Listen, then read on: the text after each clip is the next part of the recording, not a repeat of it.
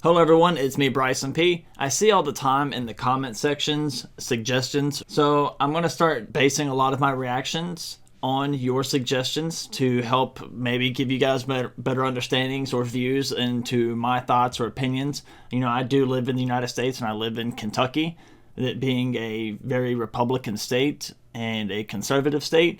There's a lot of different views and opinions that I might have that are very different from the other parts of the country, that are very different from each state individually. So this comment is, "Hi Bryson, since I heard that you are still struggling to grasp the core beliefs of socialism, since the last video you react to is an overgeneralization of socialism, here's a video going more in depth about socialism versus capitalism as economy systems by second thought. Also, since you are big on prison reform, here's an opinion by many leftists about prison reform again by second thought because the creator is a good explainer about socialist ideas," with the link as well. Hope you give these videos a shot and be glad to give me your opinions about them. So that's what we're going to do today. We're going to check out about the prison reform and give you guys my opinion and see what second thought, since I am well aware that it is a leftist point of view channel. Let's get into it. Here we go.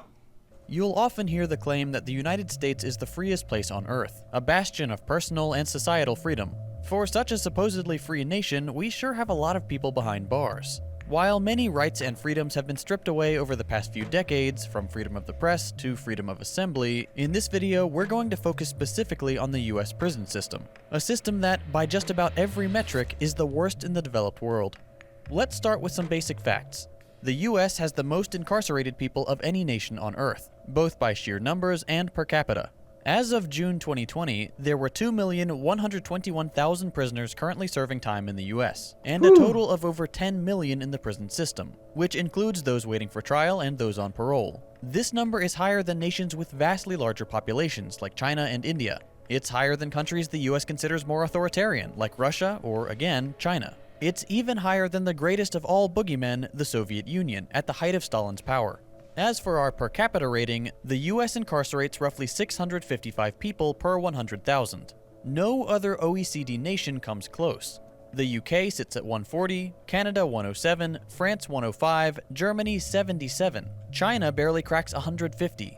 All the countries the US likes to cast as authoritarian hellholes, every single one of them incarcerates fewer people and often in far more humane facilities. The US represents 4% of the total world population, but 22% of the world's prison population. When you talk about prison and prisoners, all the racists tend to come out of the woodwork and say things like, well, those other places are all one race, and immigrants are just inherently criminal. Of course, these statements have no basis in reality. Among roughly equally diverse nations and countries with similarly sized immigrant populations, our incarceration rate is still vastly higher in every case. We also need to remind these people that white people go to jail too. They're just let off the hook far more frequently than any other race. But we'll get to that later. Now that you have an idea of just how much of an obsession we have with locking people up, I already want to say stuff, but I kind of feel like I need to wait. This is a 15-minute and 32-second video, and if I start saying stuff now, it's going to be a lot longer than it's going to be. That's what the faces are for. Let's continue on second thought. Let's talk about some specifics. If you're familiar with let me also say, if this is your first time ever viewing one of my videos and you are a first-time seer of me, then I would like to let you know I am a convicted felon. I never actually made it to prison. I did 83 days in the jail waiting to go to prison after being sentenced to 7 years. With my channel, you'll know that I identify one common thread that ties together all of the worst tendencies of the American empire: profit. Everything is driven by the insatiable urge to accumulate greater and greater sums of money. The stock market demands perpetual growth. Corporations must make more this year than they did last year. The prison industrial complex is no different. We tend to think of prisons as self-contained entities, cruel but untainted by the tendrils of capitalism. This is not the case. Companies have always been eager to work with prisons to increase their profits. The companies that provide food to prisoners are only too happy to sell nutritionally deficient slop to the prison industrial complex. It's cheap to produce and nets them a healthy profit. The phone companies that provide basic call functionality to prisoners charge exorbitant pay-per-minute rates because they know how desperate these poor people are to speak to their loved ones. Transportation companies make a killing shuttling prisoners to and from court appearances and between prisons. But more egregious than these examples is the practice of modern-day slavery. You've probably heard that the state of California routinely puts inmates to work fighting fires. Do you know what they're paid for putting their lives on the line? $2 per day, or $2 per hour when they're actively fighting fires. The minimum wage in the US is $7.25 per hour, which is already absurdly low and has been determined not to be a livable wage. Prisoners are paid $2 per hour at best for their labor. And I'm not sure how California law is, because this is on the other side of the country from where I live, but I can't serve in a public office or something of that capacity. So therefore, I can't be a firefighter, police officer. I can't hold, select seats in different offices. So these guys that are putting their lives on the line are doing these types of things, chain gang style, fighting the wildfires. They can leave and get out of the incarceration and leave the prison system and start a new life and go and become a forced, and work for the force protection, or go work for some type of wildfire prevention system or firefighter service. They can't go do that because you're a felon. Less than 1/3 of the federal minimum wage. But wait, it gets worse. Incarcerated people have their own minimum wage. Care to guess what it is? It's not $2. It's 12 cents per hour. Some states, including my home state of Texas, do not require incarcerated workers to be paid at all. Would you sell an hour of your life for 12 cents? During that time that I was incarcerated, I got to go on work release, and I believe I was making 28 cents a day. I don't want to put that in, concrete evidence, but it was not much at all. Of course you wouldn't. But the people trapped in the prison system have no choice in the matter. That was working 8 hours per day, mowing yards, cleaning, doing landscaping, weed eating, cutting trees, whatever was asked, because it was either do this or go back to full lockdown at the main jail. Oh, and picking up, of course, litter, I enjoyed that, actually. Going out and walking along the side of the road and picking up litter. You don't realize how much trash is actually on the side of the road until you go out there and pick it up. What you see is just on the surface. When you are actually out there picking it up, there's so much more, and it's ridiculous. And I'm at fault too, because I've thrown my fair share of trash out the window when I was younger, but I don't do it now, because after having to go out there and pick it up myself, I realized that it's pitiful. So I stopped doing it. They are required to do the work that is demanded of them. This is slavery. In the past year, inmates have been put to work manufacturing hand sanitizer and PPE, washing hospital laundry, and digging mass graves for COVID victims. In normal years, they provide forced labor for thousands of US corporations, including big names like McDonald's, Wendy's, Tyson, Verizon, Sprint, Fidelity, Walmart, JCPenney, and IBM. Angry yet? It still gets worse. With each passing year, America finds new ways to extract profits from human life. Now this I don't know about. This part, what he's saying, I can't validate. Let's talk about private prisons. As the war on drugs ramped up in the 1980s, federal prisons began to become overcrowded. The solution? Turn to the private sector to build new prisons for all this excess human inventory. The government contracts a private company to build the prisons, that company locks up the overflow prisoners, and in exchange they receive a fixed rate for each inmate. They are paid for each person they imprison. See the problem here? The prison slave labor market is a financial incentive not to pursue prison reform. It would damage the profits of thousands of US companies. But by adding for-profit prisons into the mix, cutting out the middleman, and simply making money off of human storage units, we've ensured that no meaningful reform will ever pass, at least not without a mass movement to demand it. Think about it. Who profits from the existence of private prisons? Private companies are given multi-hundred-million-dollar contracts, then their executives turn around and donate huge sums of that same money to politicians who will support private prisons. It's a never-ending cycle. Corrupt politicians are making money, private prisons are making money, and thousands of US companies are making money from literal slave labor. It makes perfect sense within the US capitalist framework. CoreCivic, formerly Corrections Corporation of America, is the largest private prison manager in the country. In 2019, they raked in $1.98 billion in revenue, all on the backs of exploited human beings, stuffed into their prisons with a price tag on each one. What's even more ridiculous is that the vast majority of the private prison contracts contain a lockup quota. That is, a guaranteed percentage of occupancy for the duration of the agreement. Most of these quotas are set at 90% occupancy, with some even landing an insane 100%. So, in a time when crime rates are the lowest they've been in decades, these private prisons are guaranteed to have their cells filled. If those cells aren't filled, they're still paid as if they were. And guess who pays the bill? US taxpayers. There was one hideous incident in 2008 which became known as the Kids for Cash scandal. 2 judges in Luzerne County, Pennsylvania were found to have been accepting bribes from for-profit correctional facilities to dole out ridiculously harsh sentences for minors. Thousands of children were slapped with extended stays in these private facilities for crimes as minor as making fun of their assistant principal on MySpace. There are few things more depraved than putting innocent children in jail to line your own pocket. I'm going to find an article right quick. This is from a couple weeks ago, actually, in Tennessee. Probably about an hour and a half, maybe, from where I live. This is from the 11th of October, 2021, so just barely over a month ago. A Rutherford County judge who illegally jailed black children using fake law faces renewed criticism. I think this goes along with the video that we're watching, and I would like to share it with you all.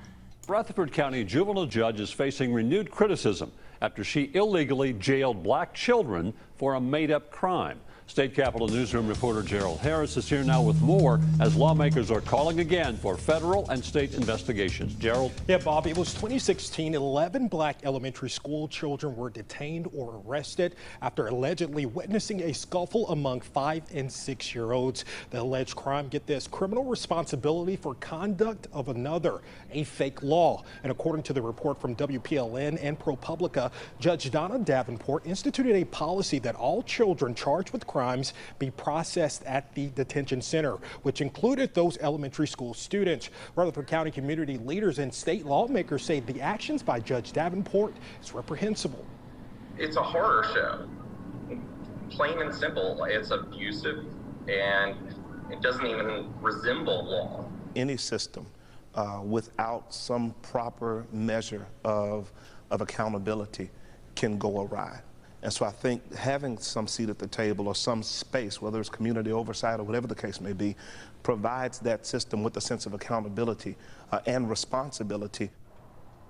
And Judge Davenport also authorized a filter system which allowed jail staff to determine when a child is released. I reached out to Governor Bill Lee, Speaker of the House Cameron Sexton, and Lieutenant Governor Randy McNally for comment on the judge's actions and have not heard back. Democratic lawmakers are calling on DCS and federal agencies to investigate. In 2014, 48% of children jailed under Judge Davenport's watch was 48%, excuse me. The statewide average then was 5%. Bob? So what happens whenever you take a child or a juvenile who really didn't necessarily commit a crime, then you lock them up and they're incarcerated in juvenile detention centers. You institutionalize them at that young age over something so small and so petty, but then they get treated and then it's up to their discretion to let them out whenever they feel like it's okay. You think, how do we change the behavior? All you did is just create somebody that leaves the system now that looks at it as a broken system. But now that shouldn't happen to begin with, because it's a fake law. You made that up. But not only do we have to deal with that, but what did they learn? We took those kids out of society for however long they were incarcerated. What skills, what life application can they have now?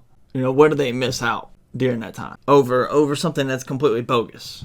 How many others? And how often does that happen? It happens all across the country. Because he's talking about in California and Texas and other places, and I'm talking about here in Kentucky and Tennessee.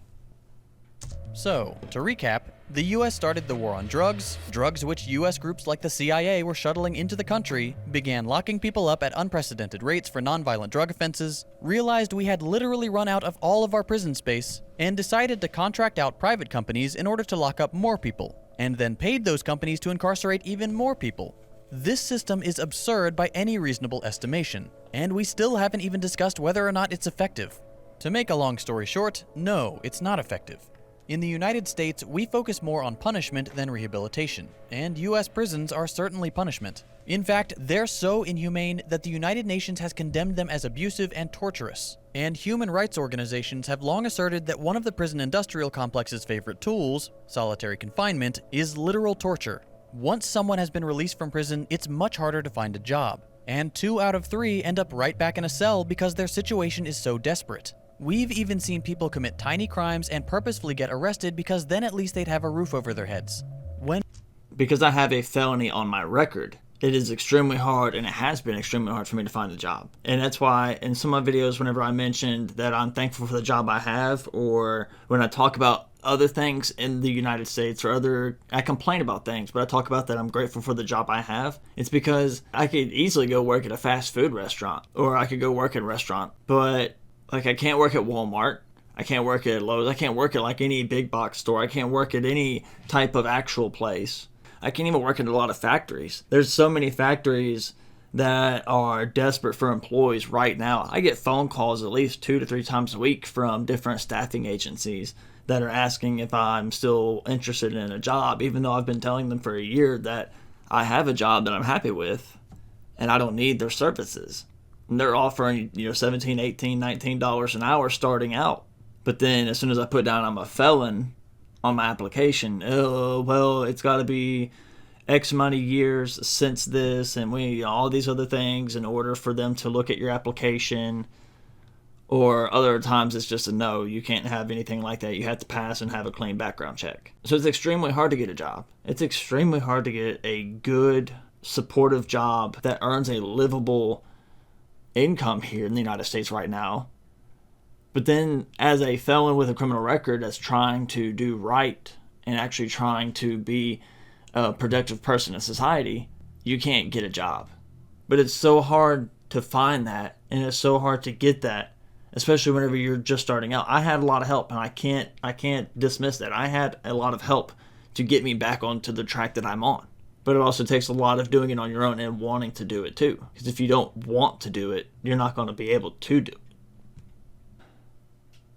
When many Americans hear this, they'll shake their heads and say, you just can't fix some people, completely ignoring the fact that our prison system is not intended to fix anything. Again, this fits in perfectly with the average American mindset. Most people subjected to prison terms are poor. In America, we've been conditioned to believe that poor people are lazy, and therefore morally deficient and deserving of punishment. This, of course, ignores the fact that wealthy people are just as likely or even more likely to use drugs. But those people are rarely sentenced, often because they have important parents, or they can pay bail, or simply because their communities aren't heavily policed like lower income areas. We've effectively criminalized poverty.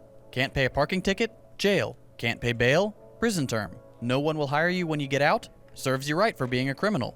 This mindset is truly horrific. It lacks even the barest shred of basic human decency. We cannot ignore the fact that systemic racism plays a large role in the American prison system. 2 men, 1 white and 1 black, charged for the same crime with the same criminal background, are often given different length prison sentences. Can you guess who gets the longer sentence? On average, black people are given 20% longer sentences for the same crime committed by a white person. Then you have white-collar crime. Banks have engaged in money laundering for drug cartels and other shady operations for years, bankrolling the very industry we throw people away for, and they caused the single largest economic crash since the Great Depression. Did any bankers get locked up for any significant time? Of course not. There are 2 separate justice systems in this country, one for the rich and one for everyone else. Okay, but what's the alternative? It's not fair to complain and then not propose a better way. Luckily for me, I don't have to come up with an entirely new system. It's not just a one for the rich and one for the rest of the people, but also like in some places it comes down to a who you know and like a buddy system, because in court cases or other instances, if you're friends with the prosecutor and you're friends with the attorneys and you're friends with the judge, you work out more deals or things get passed through a little bit easier, and it happens. Plenty of vastly more humane, more modern, and more effective prison systems already exist. One shining example is Norway. With an incarceration rate of just 60 per 100,000, Norway stands out as a prime example after which we could model our own prison system. Norway's criminal justice system focuses not on punishment like we do in the US, but on rehabilitation and the principle of restorative justice. The Norwegian criminal justice system caps prison sentences at 21 years and does not allow the death penalty. Whereas prisons in the US look more or less like slightly updated medieval dungeons, Norwegian prisons are quite different.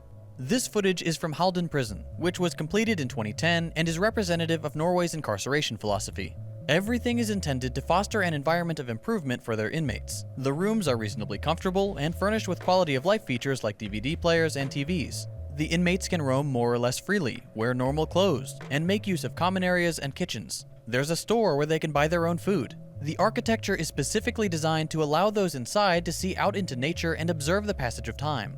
US prisons, by contrast, are made as oppressive as possible. Little light from the outside world, cramped corridors, tiny, uncomfortable cells, and a relationship with the guards which can only be called antagonistic. That's another area where Norwegian prisons excel.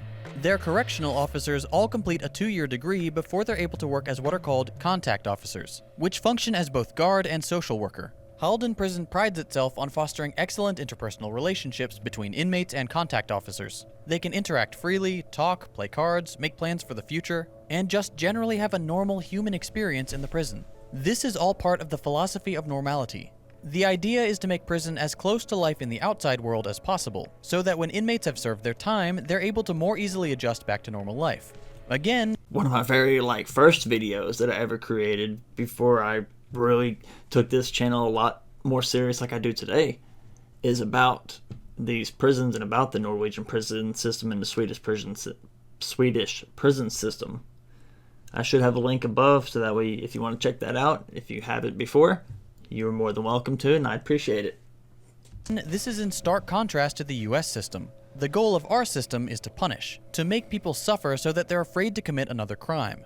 Corrections officers in the US have very little required training, and relationships between guards and prisoners are truly awful. It's not uncommon for guards to brutalize or sexually assault the inmates. This cruelty is completely counterproductive. If the goal of our prisons was truly to rehabilitate, why have the guards, the only representatives from the outside world, treat the inmates like animals? Norway's recidivism rates are among the lowest in the world, with just 20% of inmates getting arrested again within 2 years. This isn't random. It came about by a concerted effort from Norwegian citizens to overhaul their criminal justice system. Back in the 80s and 90s, they were concerned about rising recidivism rates, so they did the logical thing and fixed the problem: the prisons. Modern Norwegian prisons are some of the very best in the world in terms of reducing recidivism and promoting a positive trajectory for inmates. They provide counseling, education, and as normal an experience as possible. What they've accomplished in the last few decades is truly remarkable, and should be seen as one of the world's best criminal justice systems. Another prime example is Finland. Finland is one of the happiest and safest countries in the world. They have access to universal healthcare, subsidized childcare, and free college education. They also have incredibly humane prisons. This man, serving a life sentence for murder, is not confined to a tiny cell for the rest of his life. He's not waiting for a lethal injection or months of solitary confinement. He's free to come and go as he pleases, and there aren't any cell blocks at all. Instead, the prison is laid out like a dormitory. He can attend classes at the local university, and his room at Loka prison is almost indistinguishable from a normal apartment. Like Norway, Finland believes in the principle of normality, that prisoners should be treated like human beings and provided all the opportunities to improve themselves and get on a more productive path during their prison stay. Inmates receive counseling, job training, and interact with prison staff in a normal, human fashion. Because of these innovations and a dedication to actual rehabilitation, Finland's incarceration rate has dropped dramatically over the last 70 years. So whenever I joke about and I say that whenever I call it adult timeout, that's like adult timeout. We got prison. You know, a lot of times, a lot of things in life would be different with structure, with good parenting, because whenever you don't have that type of building blocks in your life, it makes it hard for you as an adult to handle things. So whenever you are giving those abilities and helping people learn to put things together, to build relationships, to actually create what's healthy and what's unhealthy and learn, essentially it's adult timeout. And whenever it's over with, then you have learned your lesson and you're able to continue on with the rest of your day, just like you would with your child. I know this is kind of silly, maybe sounding, but think about like with your child. You put them in timeout, you explain to them, and then you help them and you guide them. And then whenever that timeout is over with, or that punishment is over with, they're able to move on and we continue on. But that's not how it works here. To just 1/4 of what it was in 1950, and it's now one of the lowest in Europe. By comparison, the US prison population has skyrocketed in that same period, despite our own crime rate dropping.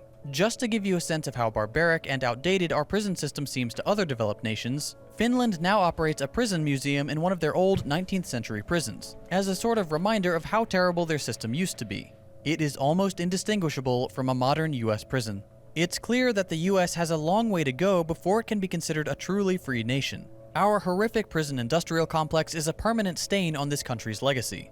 The systemic racism, use of slave labor, inhumane treatment and outright torture of prisoners, and the commodification of human lives to be locked up in order to increase profits is truly wrong in every way. If we're actually angered by this and really want to make a change, we have positive examples to point to and say, this is what we want. It won't happen by itself.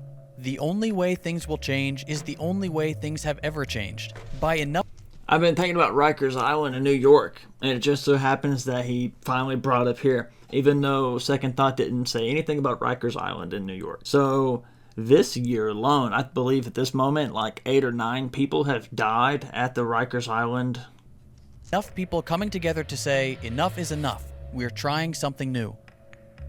So that was the Second Thought reaction to why the U.S. prison system is the worst in the developed world. I believe it gave you quite a bit of feedback, and I hope you enjoyed this reaction and my thoughts, views, and opinions on it. I can only give you my perspective from the experiences that I've had and from the place that I spent my time at. Because every place, again, in the United States is so different. Every place around here is different. Even though we are a united country, each state is different. So I can't vouch for everyone's experience. But I do believe there is a lot we can change with our legal system, justice system, prisons, jails, all the way down. But we also need parenting reform and human being treatment reform. We need to learn how to be better people towards each other and how to have more healthy relationships within our communities at the same time, because we can't just change one without the other. But being there and going through my own personal experiences, it changes a lot of my views. It has changed a lot of my views and thoughts and opinions. And then learning about how other countries are treating their inmates and how other countries are producing better citizens once they leave incarceration. That compassion and that understanding of why we're so screwed up with the amount of people that are coming out of incarceration and going back in, and the amount of revolving door that we have. It's a lot different here than it is where you live. It's me, Bryson P. I hope you enjoyed this and have a great day, great night, whatever time it is that you see this. Goodbye.